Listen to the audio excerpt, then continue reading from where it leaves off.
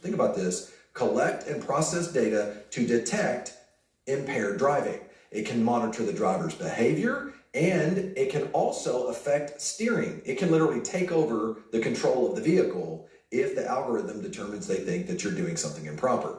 So HR 3684, known as the Infrastructure Investment and Jobs Act, includes these provisions related to drunk driving prevention. And these provisions that I'm going to talk to you about here today are going to be required new safety features in all cars, all vehicles, all trucks.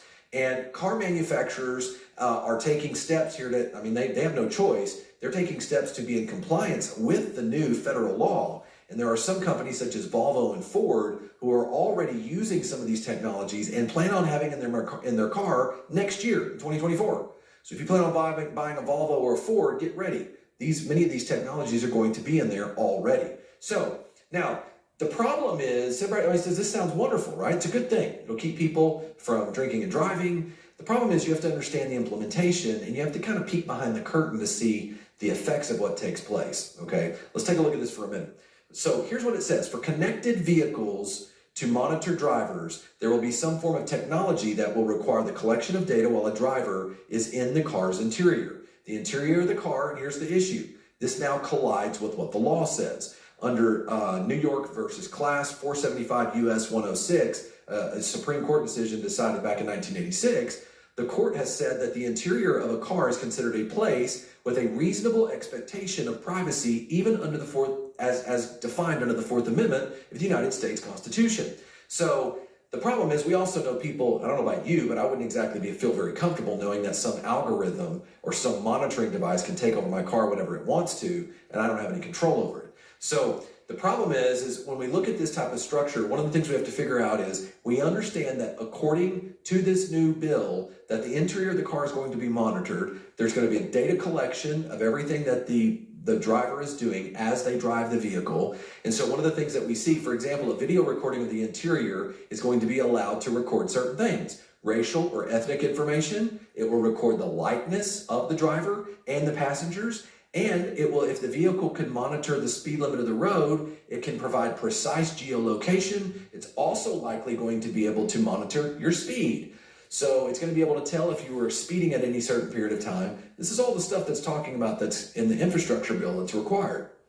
Now, car companies and manufacturers are justifying this. They're saying, okay, look, first of all, they didn't pass the law. They just have to be in compliance with the law. But they're not against it either. Many of the car companies are great with this because they said it will help to be able to enforce traffic laws. But one could argue that the collecting of this sensitive information number one, it's unnecessary, right? Why are we having to collect all this information if we're just trying to prevent drunk driving? But it invades your reasonable expectation of privacy by how you operate your car privately. So the collected data, here's where it gets really this is where it gets kind of like, crazy Minority Report movie type stuff. Here's where it gets a little crazy. The collected data could be misinterpreted by the algorithm. Suppose the vehicle monitors the driver's behavior to identify drunk driving and stops the vehicle after what it believes to recognize as drunk driving behavior, but then it determines later it wasn't drunk driving behavior. It was somebody with diabetes that had low blood sugar, and it made them appear to be drunk. What about if it's someone that's tired or sleepy, or maybe it's a sudden medical condition? Maybe the worst thing that could happen is to stop the vehicle and drop it in the middle of the road. There's lots of other questions we're going to ask about this too. So one answer to this is, and I'm going to tell you, here's the answer to one of the proposed things that was debated in Congress, was to use the infrastructure law would allow cars to be equipped with a breathalyzer and a video monitoring device to assure that the data collection is actually drunk driving. So now they can collect the data and watch you all the time.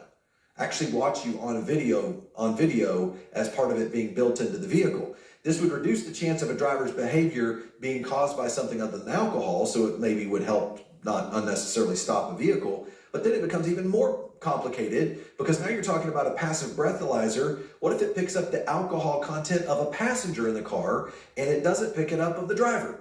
Now, I know a lot of this new technology they're trying to create safe harbors. They're trying to create ways to eliminate these sort of things. But anytime you start introducing wholesale technology like this, making it mandatory on everybody, you're going to end up having a violation of people's rights. So just think about this. I'm going to go through this. Per the bill, the proposed safety device will, quote, passively monitor the performance of a driver